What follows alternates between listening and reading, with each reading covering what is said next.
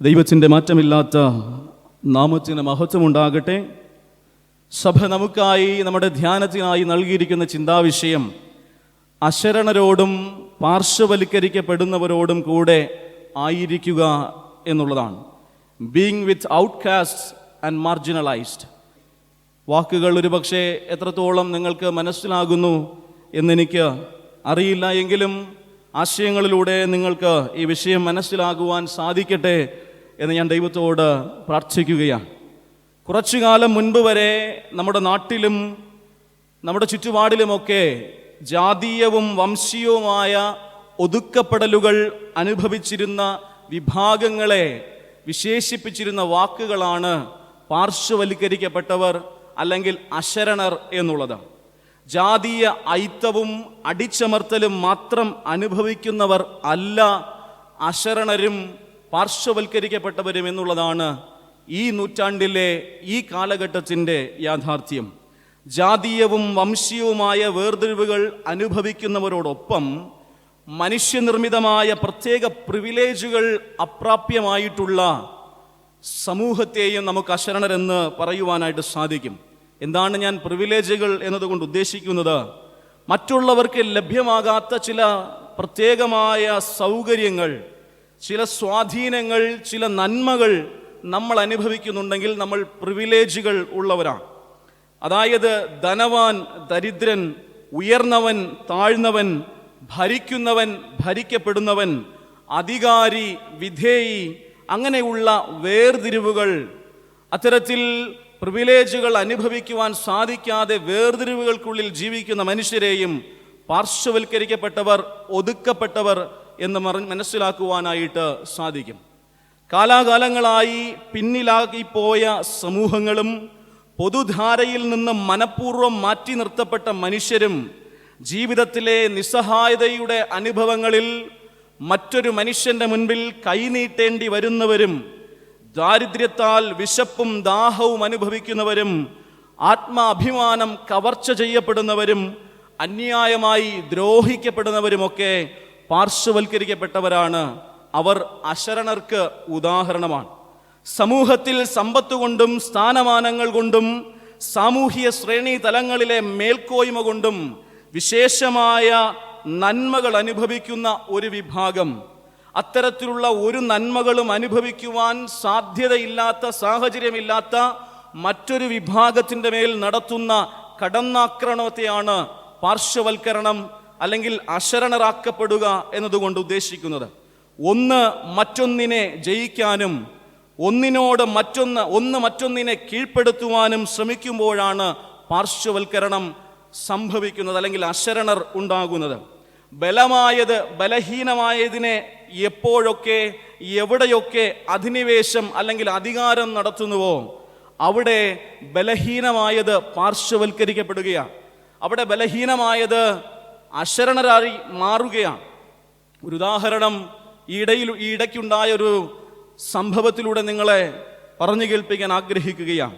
ഈ കഴിഞ്ഞ ഫെബ്രുവരി 28 പ്രഭാതത്തിൽ കോട്ടയം ഏറ്റുമാനൂരിലെ ഒരമ്മയും 2 പെൺകുഞ്ഞുങ്ങളും, ഷൈനി കുര്യാക്കോസ് എന്ന മാതാവും അലീനയും ഇവാനയും എന്ന് പറയുന്ന 2 പെൺമക്കളും ചീറിപ്പാഞ്ഞു വരുന്ന ട്രെയിനിൻ്റെ മുൻപിൽ തങ്ങളുടെ ജീവിതങ്ങളെ ആത്മഹൂതി ചെയ്തത് വേദനയോടെ ആ പ്രഭാതത്തിൽ നമ്മൾ കേട്ടുണർന്ന വാർത്തയാണല്ലോ. ആത്മഹത്യ ചെയ്ത ആ അമ്മയും മക്കളും പാർശ്വവൽക്കരിക്കപ്പെട്ടവരായിരുന്നു.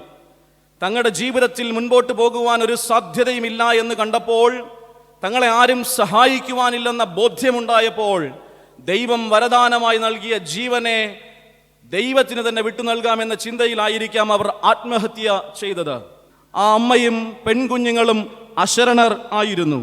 അവരെ അവരുടെ നിസ്സഹായതയിൽ സഹായിക്കാമായിരുന്നിട്ടും അത് ചെയ്യാതെ മരണത്തിൻ്റെ മുൻപിൽ അവരെ തള്ളിയിട്ട അവരുടെ കുടുംബാംഗങ്ങളും അവരുടെ സമൂഹത്തിലെ ചുറ്റുപാടുകളിൽ ജീവിച്ചിരുന്നവരും അവരുടെ സഭയും ആ അമ്മ തനിക്കൊരു നഴ്സിംഗ് ഉദ്യോഗം നൽകണമെന്ന ആവശ്യവുമായി കയറിച്ചെന്ന 14 ആശുപത്രിയിലെ മേലധികാരികളും ആ ആശുപത്രികൾ കയ്യാളി വച്ചിരുന്ന സഭാ നേതൃത്വവുമാണ് ആ അമ്മയെയും പെൺമക്കളെയും പാർശ്വവൽക്കരിച്ചത്. അവരെ അശരണരായി തള്ളി മാറ്റിയത്. ഇപ്പോൾ നിങ്ങൾക്ക് ആ വാക്കിൻ്റെ അർത്ഥം മനസ്സിലായി എന്ന് ഞാൻ വിശ്വസിക്കുകയാണ്.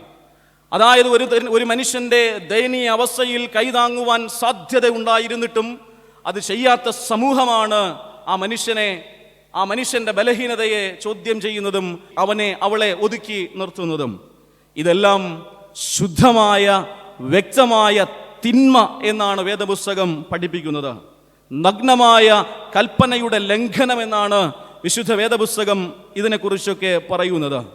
വിശുദ്ധ വേദപുസ്തകത്തിലുടനീളം നാം കാണുന്നത് ഇത്തരത്തിൽ ഒതുക്കപ്പെട്ടവരോടുകൂടെ, ഇത്തരത്തിൽ അശരണരാക്കപ്പെട്ടവരോടുകൂടെ വസിക്കുന്ന ഒരു ദൈവത്തെയാണ്. സങ്കീർത്തനം 82, 3, 4 വാക്യങ്ങൾ: എളിയവനും അനാഥനും ന്യായം പാലിച്ചു കൊടുപ്പിൻ, പീഡിതനും അഗതിക്കും നീതി നടത്തിക്കൊടുപ്പിൻ, എളിയവനെയും ദരിദ്രനെയും രക്ഷിപ്പിൻ, ദുഷ്ടന്മാരുടെ കയ്യിൽ നിന്ന് അവരെ വിടുവിപ്പിൻ. ഞാൻ ആരാധിക്കുന്ന, ഞാൻ വിശ്വസിക്കുന്ന എൻ്റെ ദൈവം ആരൊക്കെ ബലഹീനതയിൽ ആയിരിക്കുന്നുവോ അവരോട് കൂടെ വസിക്കുന്ന ദൈവമാണ്. The God of marginalised. ദൈവം പാർശ്വവൽക്കരിക്കപ്പെട്ടവരുടെ ദൈവമാണ്. ഇന്നത്തെ പഴയ നിയമ വേദഭാഗത്തിലൂടെ ഇത്തരത്തിലുള്ള സാമൂഹ്യ തിന്മയുടെ കാരണവും ആ സാമൂഹ്യ തിന്മയോട് ദൈവം തമ്പുരാൻ എപ്രകാരമാണ് പ്രതികരിക്കുന്നതെന്നും നിങ്ങളോട് ഒരുമിച്ച് ചിന്തിക്കാമെന്ന് ഞാൻ ആഗ്രഹിക്കുകയാണ്. എസ്തേറിൻ്റെ പുസ്തകത്തിലെ ചില വ്യക്തമായ ജീവിതാനുഭവങ്ങളിലൂടെ ഒരു സാമൂഹ്യ പുനർവായന നടത്താമെന്ന് ഞാൻ ആഗ്രഹിക്കുകയാണ്. A social rereading of the book of Esther. എസ്തേറിൻ്റെ പുസ്തകത്തിലൂടെ ഒരു സാമൂഹ്യ പുനർവായന നടത്താമെന്ന് ഞാൻ വിനയമായി ആഗ്രഹിക്കുകയാണ്. എസ്തേറിൻ്റെ പുസ്തകത്തിലെ പ്രധാന പ്രതിപാദ്യ വിഷയങ്ങളിലൂടെ ഇത്തരത്തിലുള്ള പാർശ്വവൽക്കരണവും അടിച്ചമർത്തലും തള്ളിമാറ്റലുകളും ഒതുക്കപ്പെടലുകളും അനുഭവിക്കുന്ന മനുഷ്യരോടുള്ള എൻ്റെയും നിങ്ങളുടെയും സമീപനം എന്തായിരിക്കുന്നുവെന്നും അത് എന്തായി മാറണമെന്നും ദൈവം നമ്മളോട് സംസാരിക്കട്ടെ എന്ന് ഞാൻ പ്രാർത്ഥിക്കുകയാണ്. നല്ല നിലത്തിൽ വീണ വിത്ത് പോലെ ഈ ചിന്തകൾ ജീവിതങ്ങളോടുള്ള നമ്മുടെ സമീപനങ്ങൾക്ക്, കാഴ്ചപ്പാടുകൾക്ക് പുതിയ ദിശാബോധം നൽകിയെങ്കിൽ എന്ന പ്രാർത്ഥനയോടെ, ഒന്നാമതായി ജീവിതം നൈമിഷികമാണ്. Life is momentary. ജീവിതം നൈമിഷികമാണ്. നശ്വരമായ ഈ ലോകത്തിൽ വളരെ ക്ഷണികമായ ഒരു ജീവിതമാണ് നമുക്കുള്ളത്. രാത്രി അത്താഴം കഴിഞ്ഞ് കിടക്കയിൽ കിടക്കുന്ന നമുക്ക് ഒരു ഗ്യാരണ്ടിയുമില്ല നാളത്തെ പ്രഭാതത്തിൽ എനിക്ക് കണ്ണുകളെ തുറക്കുവാൻ സാധിക്കുമോ എന്നുള്ളത്. എന്നെ കേൾക്കുന്ന പ്രിയമുള്ളവരെ, ഈ ആയുസ്സിൻ്റെ ദൈർഘ്യം ഒരു ഭാഗ്യമല്ലേ? നമുക്ക് നമ്മുടെ ആയുസ്സിൽ ലഭിക്കുന്ന ഈ നീട്ടിക്കിട്ടുന്ന ഈ ആരോഗ്യവും ആയുസ്സുമൊക്കെ ഒരു വലിയ ഭാഗ്യമല്ലേ? ഒത്തിരി പേർ കൊതിച്ചിട്ടും ഒത്തിരി പേർ അതിനായി കിണഞ്ഞു ശ്രമിച്ചിട്ടും കിട്ടാത്ത സൗഭാഗ്യമാണ് ഞാനും നിങ്ങളും ഈ ആയുസ്സിൽ അനുഭവിച്ചു കൊണ്ടിരിക്കുന്നത്. എപ്പോൾ എന്തു സംഭവിക്കുമെന്നും ആർക്കും അറിയില്ല. എന്തു സംഭവിച്ചാലും അതിനെ നിയന്ത്രിക്കാൻ ഒരു മനുഷ്യനും ഒരു ശക്തിക്കും ഈ ലോകത്തിൽ സാധ്യമല്ല. എന്നാൽ ജീവിതത്തിൻ്റെ ഈ ദൈന്യത പലപ്പോഴും മനുഷ്യരായിരിക്കുന്ന നാം തിരിച്ചറിയുന്നില്ല എന്നുള്ളത് ഒരു വലിയ വേദനയാണ്. പരസ്പരം പോരടിക്കാനും ഒന്നിനോട് ജയിക്കാനുമാണ് ജീവിതത്തിൻ്റെ ഭാഗ്യകരമായ ഈ സമയത്തെ പലപ്പോഴും ഞാനും നിങ്ങളും ഉപയോഗിക്കാറുള്ളത്. ജയിക്കാനും നേടിയെടുക്കാനും പിടിച്ചടക്കാനും മാത്രം പരിശ്രമിച്ച് അൻപേ പരാജയപ്പെട്ടു പോയ ഒരു മനുഷ്യനെ എസ്തേറിൻ്റെ പുസ്തകം നമ്മെ പരിചയപ്പെടുത്തുന്നുണ്ട്. ആ മനുഷ്യൻ്റെ പേര് ഹാമാൻ എന്നാണ്. എസ്തേറിൻ്റെ പുസ്തകം 3-ാം അധ്യായം 1-ാമത്തെ വാക്യം: അനന്തരം അഹശ്വേരോശ് രാജാവ് ആഗാഗ്യനായ ഹമ്മാദാദയുടെ മകൻ ഹാമാന് സ്ഥാനക്കയറ്റവും ഉന്നത പദവിയും കൊടുത്ത് അവൻ്റെ ഇരിപ്പിടം തന്നോടുകൂടെ ഇരിക്കുന്ന സകല പ്രഭുക്കന്മാരുടെ ഇരിക്കുന്നതിനേക്കാൾ മുകളിലായി വെച്ചു. എസ്തേറിൻ്റെ പുസ്തകം 3-ാം അധ്യായം 1-ാമത്തെ വാക്യമാണ്. എസ്തേർ ശൂശാൻ രാജ്യത്തിൻ്റെ രാജ്ഞിയായി 4 വർഷങ്ങൾക്ക് ശേഷമാണ് ഹാമാന് രാജാവ് ഇത്തരത്തിലുള്ള സ്ഥാനക്കയറ്റങ്ങൾ നൽകുന്നത്. ഞാൻ രാജാവിൻ്റെ ഏറ്റവും അടുത്ത ആളാണ്, എന്നേക്കാൾ വലിയവനായി രാജാവിൻ്റെ രാജധാനിയിലെ പ്രഭുക്കന്മാരിൽ മറ്റാരുമില്ല എന്ന ചിന്ത പല നശീകരണ പ്രവർത്തനങ്ങൾക്ക് നേതൃത്വം കൊടുക്കുവാനും അത് ഭംഗിയായി ചമച്ചുണ്ടാക്കുവാനും ഹാമാന് പ്രേരിതമാകുന്നത് വേദപുസ്തകത്തിൽ കാണാനായിട്ട് സാധിക്കും. മറ്റു പ്രഭുക്കന്മാരെക്കാൾ അധികമായി തൻ്റെ ജീവിതത്തിൽ ലഭിച്ച ഉന്നതമായ ഇരിപ്പിടവും അധികാരവും നന്മ ചെയ്യുവാനുള്ള ഒരു സാധകമാണ്, അവസരമാണ്, ഭാഗ്യമായി കാണണമെന്നുള്ളത് ഹാമാൻ വിസ്മരിക്കുകയാണ്.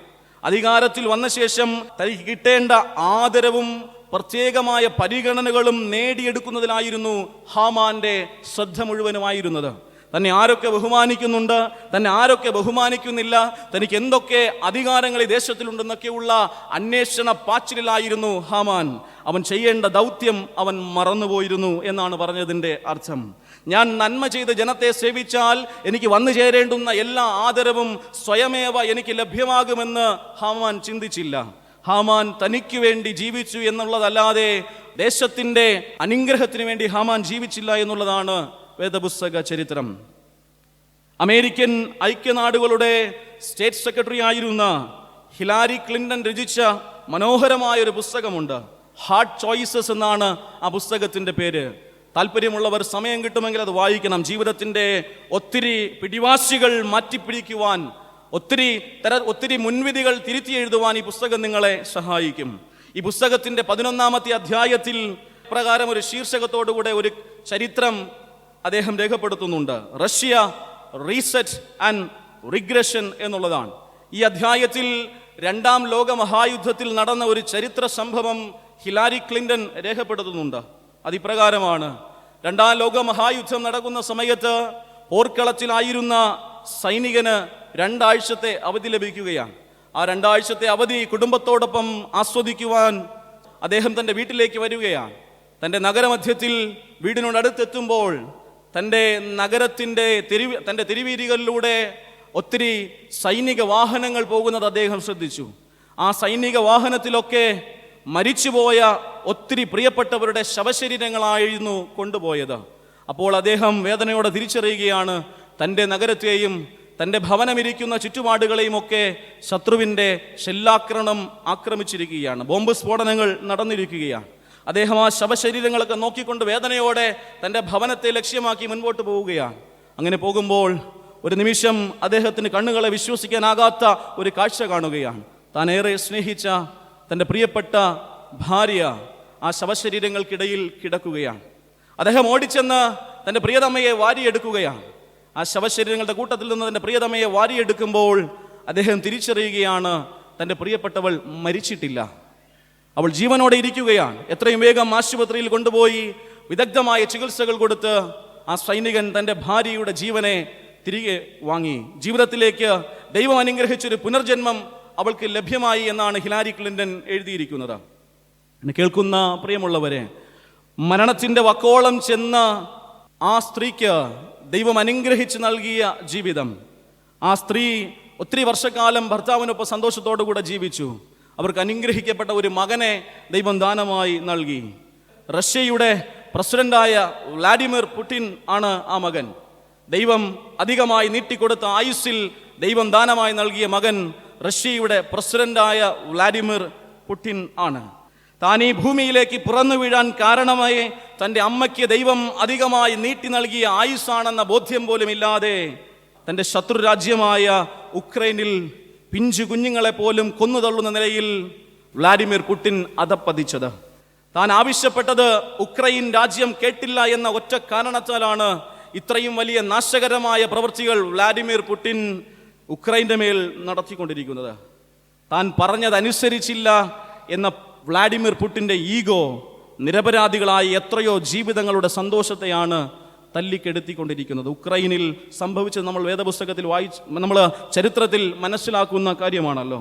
ഭാഗ്യകരമായി ലഭിക്കുന്ന ആയുസ്സും അധികാരവും സഹജീവികളുടെ അനുഗ്രഹത്തിനായി പ്രയോജനപ്പെടുത്താതെ വളരെ ക്രൂരവും വൈശാചികവും നിന്ദ്യവുമായ ദുഷ്ടതകൾ ചെയ്തു കൂട്ടുന്ന ഹാമാനെ, വ്ളാഡിമിർ പുടിന് സമാനനായ ഹാമാനെ നമുക്ക് കാണാനായിട്ട് സാധിക്കും. ഹല്ലേലൂയ.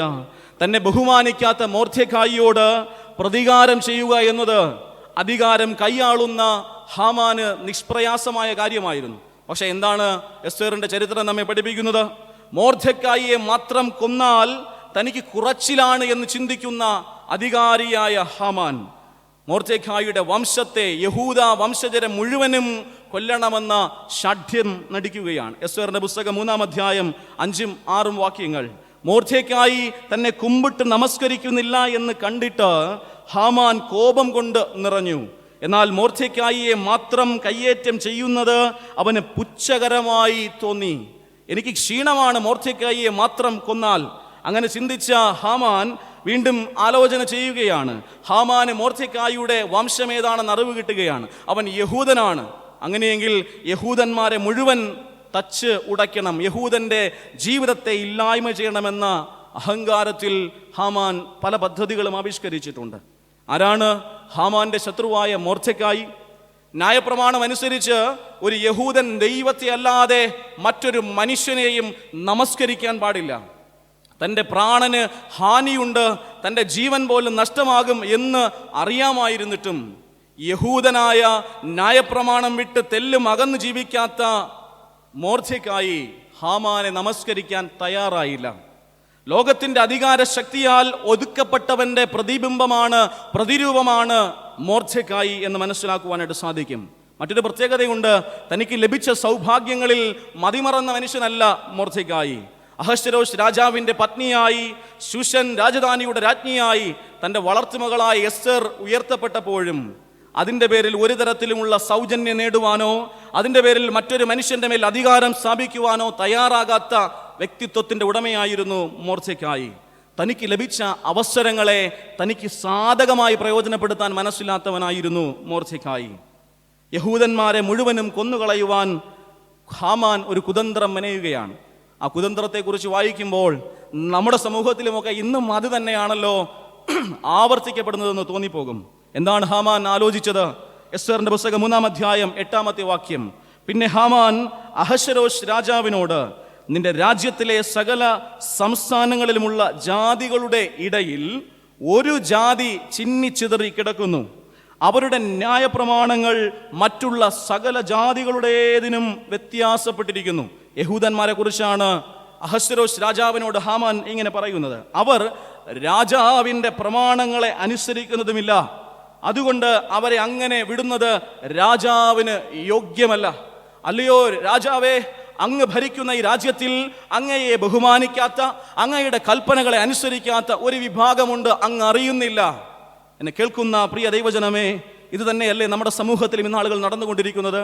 ഒരുവനോട് ഒരു അനിഷ്ടം തോന്നിയാൽ അവനെ മുച്ചൂട് മുടിക്കാനായി ചെവികൾ കടിച്ച് നടക്കുന്ന ഹാമാന്മാരെ എനിക്കും നിങ്ങൾക്കുമിടയിൽ നമ്മുടെ ഉള്ളിൽ ഒരുപക്ഷെ കണ്ടെത്താനായിട്ട് സാധിക്കും.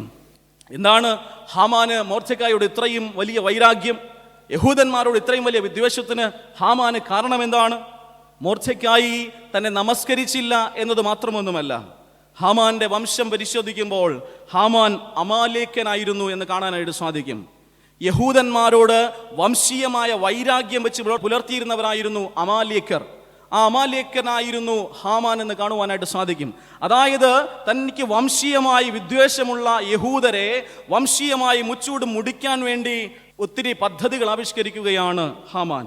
എസ്തർ 3-ാം അധ്യായം 9-ാമത്തെ വാക്യം. രാജാവിന് സമ്മതമുണ്ടെങ്കിൽ, അതായത് യഹൂദരെ മുച്ചൂട് മുടിച്ചു കളയുവാൻ രാജാവിന് സമ്മതമുണ്ടെങ്കിൽ അവരെ നശിപ്പിക്കേണ്ടതിന് സന്ദേശം എഴുതി അയക്കണം. എന്നാൽ ഞാൻ കാര്യവിചാരകന്മാരുടെ കയ്യിൽ 10,000 താലന്ത് വെള്ളി രാജാവിൻ്റെ ഭണ്ഡാരത്തിലേക്ക് കൊടുത്തയക്കാം എന്ന് പറഞ്ഞു. രാജാവിൻ്റെ ഭണ്ഡാരത്തിൽ കൊടുത്തയക്കാമെന്ന് പറഞ്ഞു. അതായത് തനിക്ക് വംശീയമായി വൈരാഗ്യമുള്ള, താൻ വളരെ മോശമായ നിലയിൽ നോക്കിക്കാണുന്ന യഹൂദരെ കൊന്നെടുക്കുവാൻ, തനിക്ക് തൊട്ടുകൂടായ്മ ഉണ്ട് എന്ന് ചിന്തിക്കുന്ന നിലയിൽ താൻ ഒതുക്കി നിർത്തപ്പെട്ട യഹൂദരെ കൊന്നെടുക്കുവാൻ രാജാവിന് കൈക്കൂലി കൊടുക്കുന്ന, അതായത് യഹൂദരെ കൊല്ലാൻ ആ രാജ്യത്തിൻ്റെ രാജാവായ അഹശ്വേരോശ് രാജാവിന് കൊട്ടേഷൻ കൊടുക്കുന്ന ഹാമാനെ അവിടെ കാണാനായിട്ട് സാധിക്കും. നോക്കണമേ, എത്ര ഭയാനകമായ ഈഗോയാണ് ഹാമാനെ ഭരിച്ചിരുന്നത്. മൊർദെഖായിയെ കുറിച്ച് പഠിക്കുമ്പോൾ 6 അടിയിൽ താഴെ മാത്രം ഉയരമുള്ള ഒരു മനുഷ്യനായിരുന്നു മൊർദെഖായി.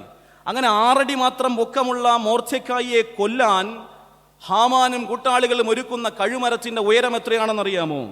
എസ്തറിന്റെ പുസ്തകം 5-ാം അധ്യായം 14-ാമത്തെ വാക്യത്തിൽ ഇത് രേഖപ്പെടുത്തുന്നുണ്ട്. 50 മുഴം ഉയരമുള്ള കഴുമരമാണ് ഹാമാൻ മൊർദെഖായിക്കായി ഒരുക്കിയത്. 1 മുഴം എന്നാൽ 1.5 അടി എന്നാണ്. അങ്ങനെയെങ്കിൽ 50 മുഴം 75 അടിയാണ്. 6 അടി മാത്രം ഉയരമുള്ള മൊർദെഖായിയെ കൊല്ലാൻ എന്തിനാണ് 75 അടി ഉയരമുള്ള കഴുമരം ഹാമാൻ ഒരുക്കിയത്? ഇത്രയും വലിയ തൂക്കുമരത്തിന്റെ ആവശ്യം എന്താണ്? തന്നെ ബഹുമാനിക്കാത്തവൻ തൂക്കിലേറ്റപ്പെടുന്നത് ഈ നാട്ടുകാർ മുഴുവൻ കാണണമെന്ന ഹാമാന്റെ അഹങ്കാരമായിരുന്നു 75 അടി ഉയരമുള്ള കഴുമരം ഒരുക്കാൻ തക്ക വിധത്തിൽ ഹാമാനെ പ്രേരിപ്പിച്ചത്. തനിക്ക് ലഭിച്ച ആയുസ്സും അധികാരവും ദൈവത്തിന്റെ ദാനമാണെന്ന് ഹാമാൻ ചിന്തിക്കുന്നേ ഇല്ല. ബലവാനായ ഹാമാൻ ദൈവം തനിക്ക് നൽകിയ തൻ്റെ ആയുസ്സിനെ, ജീവിക്കാനുള്ള അവസരത്തെ, ആരോഗ്യത്തെ, തൻ്റെ ബുദ്ധിശക്തിയെ, തൻ്റെ കഴിവുകളെ, തൻ്റെ അധികാരത്തെ തന്നേക്കാൾ ബലഹീനമായ യഹൂദരെ പാർശ്വവൽക്കരിക്കാനായി ഉപയോഗിച്ചു എന്നുള്ളതാണ് ചരിത്രം. ഭാഗ്യകരമായി തനിക്ക് ലഭിച്ച ആയുസ്സിനെ പാഴാക്കി കളയുകയാണ്. നമ്മുടെ ജീവിതത്തിൽ നമ്മുടെ നേട്ടങ്ങൾക്കായി എത്രയോ പേരെയാണ് പ്രിയമുള്ളവരെ ഞാനും നിങ്ങളും ബലി നൽകിക്കൊണ്ടിരിക്കുന്നത്. നമ്മുടെ സുരക്ഷയ്ക്കായി ആരുടെയൊക്കെ മേലെ എത്രയൊക്കെ കള്ളങ്ങളാണ് നമ്മൾ ചുമത്തി വയ്ക്കുന്നത്. ആരെക്കുറിച്ചും എന്തും പറയുന്ന നിലയിൽ നമ്മളിങ്ങനെ ഹാമാനെ പോലെ ഒതുങ്ങിക്കൊണ്ടിരിക്കുകയാണ്. എന്താ? ഞാൻ സുരക്ഷിതമായിരിക്കണം, എനിക്ക് ആഗ്രഹിച്ച കാര്യങ്ങളൊക്കെ നടത്തി കിട്ടണം, എൻ്റെ കാര്യം മാത്രം സഫലീകരിക്കണം, അതിനാർക്കും എന്ത് നഷ്ടം സംഭവിച്ചാലും എനിക്കൊരു പ്രശ്നമല്ല. ഹാമാൻ ബാധിച്ച ദുരാത്മാവുള്ളവരാണ് അപ്രകാരം ചിന്തിക്കുന്നത്. ഈഗോയും ശത്രുതയും നമ്മുടെ ഹൃദയത്തെ ഭരിക്കാതിരിക്കും വരെ മാത്രമേ, ഈഗോയും ശത്രുതയും എൻ്റെയും നിങ്ങളുടെയും ഹൃദയത്തെ ഭരിക്കാതിരിക്കും വരെ മാത്രമേ നമുക്ക് പാപത്തിൽ നിന്ന് അകന്നു നിൽക്കാൻ സാധിക്കുകയുള്ളൂ പ്രിയമുള്ളവരെ. അല്ലാതെ എത്ര പാപസ്വീകാര പ്രാർത്ഥന പ്രാർത്ഥിച്ചാലും, എത്ര വിശുദ്ധ തിരുവത്താഴത്തിൽ നാം മുങ്ങിക്കുളിച്ചാലും നമ്മുടെ പാപ സ്വഭാവത്തിൽ നിന്ന് മാറ്റമുണ്ടാകുകയേ ഇല്ല. സ്വയം ബോധം നഷ്ടമായി ഈഗോ നമ്മെ ഭരിക്കാൻ തുടങ്ങിക്കഴിഞ്ഞാൽ നാം പാപത്തിൻ്റെ നാശകരമായ കുഴിയിൽ വീണു തുടങ്ങി എന്ന് മനസ്സിലാക്കിക്കൊള്ളണം. നാം എന്തടിസ്ഥാനത്തിലാണ് അല്ലെങ്കിൽ എന്തിൻ്റെ പേരിലാണ് ഇങ്ങനെ അഹങ്കരിക്കുന്നത്? നമ്മുടെ ആയുസ്സോ, നമ്മുടെ പദവികളും അധികാരങ്ങളുമോ, നമ്മുടെ സൗഭാഗ്യങ്ങളോ, അതോ നമ്മുടെ വിദ്യാഭ്യാസമോ, അതോ നമ്മുടെ മക്കളെ ചൊല്ലിയോ, നമ്മുടെ ബന്ധുബലത്തെ ചൊല്ലിയോ? ദുഷ്ടനായ ഹാമാൻ അഹങ്കരിച്ചിരുന്നത് ഇതിലെല്ലാമായിരുന്നു എന്ന് വേദപുസ്തകം പറയുന്നുണ്ട്. എസ്തേറിന്റെ പുസ്തകം 5-ാം അധ്യായം 11-ാമത്തെ വാക്യം. ഹാമാൻ അവരോട് തൻ്റെ ധനമാഹാത്മ്യവും പുത്രബഹുത്വവും രാജാവ് തനിക്ക് നൽകിയ ഉന്നത പദവിയും പ്രഭുക്കന്മാർക്കും ഭൃത്യന്മാർക്കും മേലായി തന്നെ ഉയർത്തിയിരിക്കുന്നതും വിവരിച്ച് പറഞ്ഞു. ഹല്ലേലൂയ! ഹാമാൻ ധൈര്യം കണ്ടെത്തിയത് ഇത്തരത്തിലുള്ള ഭൗതിക അനുഭവങ്ങളിലായിരുന്നു, നേട്ടങ്ങളിലായിരുന്നു. സദൃശ്യവാക്യം 16:18. നാശത്തിന് മുൻപേ ഗർവം, വീഴ്ചയ്ക്ക് മുൻപേ ഉന്നത ഭാവം. ഹല്ലേലൂയ! ഹാമാന്റെ ജീവിതം ഒരു പാഠമാകണം പ്രിയമുള്ളവരെ. ഹാമാന്റെ ജീവിതം ഒരു പാഠമാകണം. ഹാമാൻ മോർച്ചയ്ക്കായി ഒരുക്കിയ അതേ 50 മുഴം ഉയരമുള്ള, അതേ 75 അടി ഉയരമുള്ള കഴുമരത്തിൽ ഹാമാന്റെ അഹങ്കാരവും കെട്ടി തൂങ്ങിയാടുന്നതാണ് എസ്തേറിന്റെ പുസ്തകം നമ്മെ പഠിപ്പിക്കുന്ന ചരിത്രം. എസ്തേറിന്റെ പുസ്തകം 7-ാം അധ്യായം 10-ാമത്തെ വാക്യം. അവർ ഹാമാനെ അവൻ മോർച്ചയ്ക്കായിക്ക് വേണ്ടി നാട്ടിയിരുന്ന കഴുമരത്തിൽ തന്നെ തൂക്കിക്കളഞ്ഞു. നാം വിധിക്കുന്ന വിധിയാൽ നാമും വിധിക്കപ്പെടും. ഹല്ലേലൂയ! കുലം മുടിക്കാനായി ഒരുങ്ങി പുറപ്പെട്ട ഹാമാന്റെ വീട് അതേ കുലത്തിന് തന്നെ അവകാശമായി ദൈവം കൊടുത്തു. ഹല്ലേലൂയ! എസ്തേറിന്റെ പുസ്തകം 8-ാം അധ്യായം 1-ാമത്തെ വാക്യം. അന്ന് അഹശ്വേരോശ് രാജാവ് യഹൂദന്മാരുടെ ശത്രുവായ ഹാമാന്റെ വീട് എസ്തേർ രാജ്ഞിക്ക് കൊടുത്തു. ഇതേ എസ്തേർ രാജ്ഞിയുടെ കുലമായ യഹൂദരെ മുടിക്കുവാൻ ഒരുങ്ങി ചട്ടം കൂട്ടിയ അതേ വീട് താൻ എവിടെ ഇരുന്ന് പദ്ധതി ആവിഷ്കരിച്ചുവോ, എവിടെ ഇരുന്ന് യഹൂദരെ മുച്ചൂട് മുടിക്കുവാൻ ആലോചന ചെയ്തുവോ, അതേ അവൻ്റെ ഇരിപ്പിടം, അതേ അവൻ്റെ വീട്, അതേ ജനതയ്ക്ക് ദൈവം കൊടുത്തു. നീതിമാനായ ദൈവം. അധികാരഭ്രമത്തിൽ ബഹുമാനം കൊതിച്ച ഹാമാന്റെ ഭൗതിക നന്മകൾ ദൈവം ഹാമാനിൽ നിന്നെടുത്ത് മോർദെഖായിക്ക് നൽകി മോർദെഖായിയെ മാനിച്ചു. എസ്തേറിന്റെ പുസ്തകം 8-ാം അധ്യായം. രാജാവ് ഹാമാന്റെ പക്കൽ നിന്നെടുത്ത തൻ്റെ മോതിരം ഊരി മോർദെഖായിക്ക് കൊടുത്തു. ഹല്ലേലൂയ!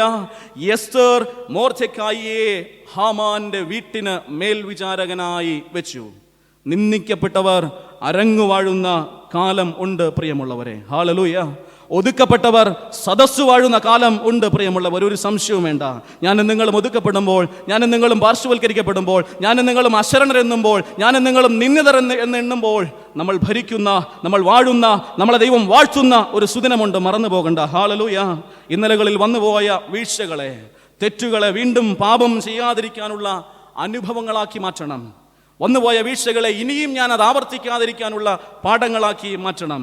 ജീവിതം ക്ഷണികമാണെന്ന ബോധ്യത്തോടെ, താഴ്മയോടെ ജീവിക്കാൻ നമുക്ക് പരിശ്രമിക്കാം പ്രിയമുള്ളവരെ. പല അന്യായങ്ങളും പാർശ്വവൽക്കരണങ്ങളും നമുക്ക് ചുറ്റും നടമാടുമ്പോൾ അശരണർക്ക് ആലംബമായ ക്രിസ്തുവിനെ സാക്ഷിക്കുന്ന നാം പലപ്പോഴും നമ്മുടെ ഉള്ളിൽ മൗനം ഭുജിക്കുകയില്ലേ? ഇതെന്നെ ബാധിക്കുന്നതല്ല, ഇതെന്നെ ബാധിക്കുന്ന വിഷയമല്ല, ഞാൻ അതുകൊണ്ട് ഇതിൽ ഇടപെടേണ്ട കാര്യമില്ല, ഞാൻ ഇതിനു വേണ്ടി സംസാരിക്കേണ്ട, ശബ്ദമുയർത്തേണ്ട കാര്യമില്ല എന്ന് നമ്മുടേതായ സുരക്ഷിത വലയത്തിനുള്ളിൽ ഞാൻ നിങ്ങൾ ഒതുങ്ങിക്കൂടിയിരിക്കുകയില്ലേ? എസ്തേറിന്റെ ഒന്നാമത്തെ മറുപടി അപ്രകാരമായിരുന്നു: രാജാവ് എന്നെ ക്ഷണിച്ചിട്ടില്ല. കഴിഞ്ഞ 30 ദിവസത്തിൽ രാജാവിന്റെ അടുക്കൽ പോകാൻ എനിക്ക് അനുവാദമില്ലാതെ പോയാൽ എൻ്റെ ജീവന് പോലും ഹാനി വരും. എസ്തേറിന്റെ ആദ്യത്തെ മറുപടി അതായിരുന്നു. പക്ഷേ ആ സുരക്ഷിത വലയം വിട്ട് എസ്തേർ പുറത്തിറങ്ങി. രാജാവിന് അനുവാദമില്ലാതെ കാണാൻ ഒരുങ്ങിയപ്പോഴാണ് ഈ വലിയ സൗഭാഗ്യങ്ങൾ, നന്മകൾ, ഈ അധപ്പതനത്തിന്റെ അനുഭവങ്ങളൊക്കെ മാറിയതെന്നുള്ളത് വേദപുസ്തക ചരിത്രമാണ്. നാം മിണ്ടാതിരുന്നാൽ ദൈവം ഇറങ്ങി വരും. ഹല്ലേലൂയ! നമ്മുടെ മൗനത്തിന്റെ മുൻപിൽ ദൈവം ഇറങ്ങി വരും. ദൈവം അത്തരക്കാർക്ക് വേണ്ടി യുദ്ധം ചെയ്യും. എസ്തേറിന്റെ പുസ്തകം 4-ാം അധ്യായം 14-ാമത്തെ വാക്യം: നീ ഈ സമയത്ത് മിണ്ടാതിരുന്നാൽ യഹൂദന്മാർക്ക് മറ്റൊരു സ്ഥലത്തു നിന്ന് രക്ഷയുണ്ടാകും, എന്നാൽ നീയും നിന്റെ പിതൃഭവനവും നശിച്ച് പോകും. ഒരു എസ്തേറിനെ കണ്ടിട്ടൊന്നുമല്ലെന്നേ ദൈവം തന്റെ ജനത്തെ സ്നേഹിച്ചത്. എസ്തേറെ, നീ ഇപ്പോൾ മൗനം പാലിച്ചാൽ യഹൂദന് നന്മ വേറൊരു ഭാഗത്തു നിന്നുണ്ടാകും. പക്ഷേ എസ്തേറെ, നിന്റെ അനുഭവം, നിന്റെ അവസ്ഥ എന്താകുമെന്ന് ഭംഗിയായി മൊർദെഖായി എസ്തേറിനോട് പഠിപ്പിക്കുന്നുണ്ട്. ഞാൻ എൻ്റെ വാക്കുകളെ ഇവിടെ ഉപസംഹരിക്കട്ടെ. വിവിധ നിലകളിൽ ഒതുക്കപ്പെടലുകൾ അനുഭവിക്കുന്ന എന്നെ കേൾക്കുന്ന പ്രിയജനമേ, നമ്മുടെ സഹന വഴികളിൽ പലപ്പോഴും ബോധപൂർവമായ പല മൗനങ്ങളും ഞാനും നിങ്ങളും കാണുന്നുണ്ട്. എനിക്ക് വേണ്ടി ശബ്ദിക്കും, എനിക്ക് വേണ്ടി സംസാരിക്കും, എനിക്ക് വേണ്ടി ഇടപെടുമെന്ന് ചിന്തിച്ച പലരും നമ്മെ തഴഞ്ഞു മാറിപ്പോകുന്നത് വേദനയോടെ നോക്കിക്കണ്ടിരിക്കാം. പുരോഹിതൻ അർത്ഥപ്രാണനായി നിലത്ത് കിടക്കുന്ന ആ മനുഷ്യനെ കണ്ടിട്ട് മാറിയകുന്നത് പോലെ. പക്ഷേ ഒരു ശമരിയക്കാരൻ വരും, മറന്നു പോകണ്ട. ഹല്ലേലൂയ! ഒരു ശമരിയക്കാരൻ വരും. അത്തരത്തിലുള്ള വേദനകരമാകുന്ന അനുഭവങ്ങളിൽ നമുക്ക് ഉറപ്പുള്ള സങ്കേതമായ ദൈവമുഖമുണ്ട് എന്ന് മറന്നു പോകരുത്. മനുഷ്യർ കൈവിട്ടാലും കൈവിടാത്തൊരു ദൈവമുണ്ട്. ഹല്ലേലൂയ! 34-ാം സങ്കീർത്തനം 6-ാമത്തെ വാക്യം: ഈ എളിയവൻ നിലവിളിച്ചു, യഹോവ കേട്ടു. ഒരു മനുഷ്യനും കേട്ടു എന്നല്ല, ഒരു എസ്തേറും കേട്ടു എന്നുമല്ല, യഹോവ കേട്ടു. അവൻ്റെ സകല കഷ്ടങ്ങളിൽ നിന്നും അവനെ രക്ഷിച്ചു. യഹോവ നിങ്ങൾക്ക് വേണ്ടി യുദ്ധം ചെയ്യും, നിങ്ങൾ മിണ്ടാതിരിപ്പിൻ. പുറപ്പാട് 14-ാമത്തെ വാക്യം എന്നെ ഒത്തിരി ബലപ്പെടുത്തുന്ന ഒരു വാക്യമാണ്. ഒന്ന് മറ്റൊന്നിനെ ജയിക്കുന്നതും ബലവാൻ ബലഹീനനെ കീഴ്പ്പെടുത്തുന്നതും കാടത്തമാണ്. ഞാനും നിങ്ങൾ ജീവിക്കുന്നത് കാട്ടിലൊന്നുമല്ലല്ലോ, ഞാനും നിങ്ങളും മൃഗങ്ങളൊന്നുമല്ലല്ലോ, മനുഷ്യരാണ്. നോമ്പിൻ്റെ ഈ ദിനങ്ങളിൽ ആത്മശോധനയോടെ നമുക്ക് ചോദിക്കാം: ഹാമാൻ്റെ ഈ നൂറ്റാണ്ടിലെ വേഷധാരികളായി ബലഹീനമായതിൻ്റെ നേർക്ക് നമ്മുടെ ബലമുള്ള മനസ്സുകളും കൈകളും നീളുന്നുണ്ടോ? പ്രിയമുള്ളവരെ, മനുഷ്യൻ്റെ അന്തസ്സ് ചവിട്ടി മെതിക്കപ്പെടുമ്പോൾ പലപ്പോഴും കയ്യും കെട്ടി നോക്കി നിൽക്കുകയോ, അല്ലെങ്കിൽ തിന്മയുടെ അന്ധകാര ശക്തിക്ക് മുൻപിൽ എസ്തേറിൻ്റെ ആദ്യ മറുപടി പോലെ എനിക്കിതിൽ ബന്ധമില്ല എന്ന് നിസ്സഹായമായി കൈമലർത്തി കാണിച്ചു നിൽക്കുന്നവരാണോ ഞാനും നിങ്ങളും? സത്യത്തിൽ ഈ ലോകം മനോഹരമായിരിക്കാൻ എന്താണ് വേണ്ടത്? ഇങ്ങനൊരു ചോദ്യം സ്വയം നമ്മളോട് ചോദിച്ചു നോക്കണം. ആ ചോദ്യത്തിന് നമ്മുടെ മനസ്സിൽ നിന്നൊരു ഉത്തരമുണ്ടാകും. ആ ഉത്തരം എങ്ങനെയാണ്? അപരനോടുള്ള ദയ, കരുണ, സഹാനുഭൂതി, മനുഷ്യത്വം എന്നായിരിക്കും ആ ചോദ്യത്തിൻ്റെ ഉത്തരം. ലോകം മനോഹരമായിരിക്കാൻ വേറൊന്നും വേണ്ട. അപരനോടുള്ള ദയയും കരുണയും സഹാനുഭൂതിയും മനുഷ്യത്വവും മാത്രം ഉണ്ടായാൽ മതി.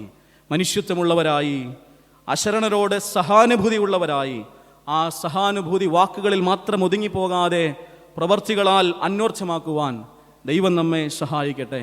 ഈ വചനങ്ങളാൽ ദൈവം നിങ്ങളോട് ഇടപെടുമാറാകട്ടെ. എല്ലാ മഹത്വവും എൻ്റെ ദൈവത്തിന് മാത്രം അർപ്പിക്കുന്ന ദൈവം നമ്മെ സമൃദ്ധമായി അനുഗ്രഹിക്കുമാറാകട്ടെ. ആമേൻ.